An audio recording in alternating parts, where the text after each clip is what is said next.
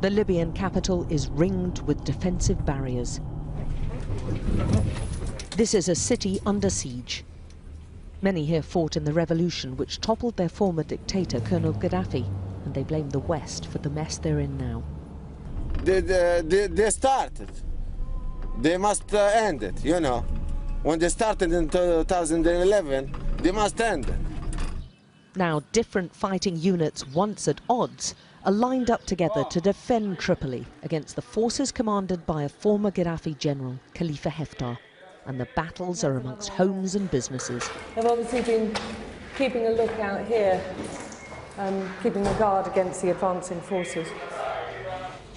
Thousands of families have been forced to flee their homes, to get out of the line of fire, with city front lines constantly shifting. There's a real fear about what's going to happen here, and nothing seems to be off limits. This was a junior school, the area where pupils gathered for their morning assembly. There appears to be no military target nearby, and it's attacks like these which the International Criminal Court is investigating for potential war crimes, with claims that there are abuses on both sides. These are some of those captured and accused of working for Khalifa Haftar, who's formed his own army and set up a rival administration in the east of Libya, but is now bent on taking control of the capital. There are more than 100 of them, and they say they were recruited just a few months ago, lured by money. Some of them say they're under 18. We asked them to step forward. The Tripoli government claims the advancing forces have recruited children, and they're keen to show us some of them.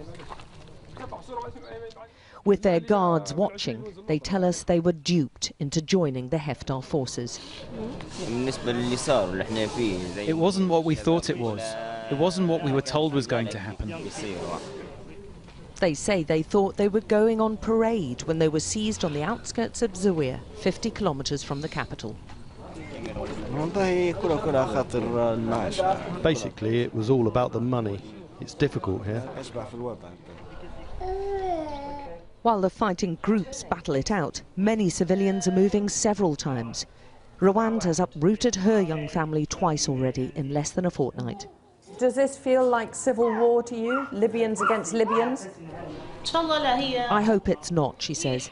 Everyone's trying to liberate their area and each side thinks they're right. I'm not sure who is right and who is wrong.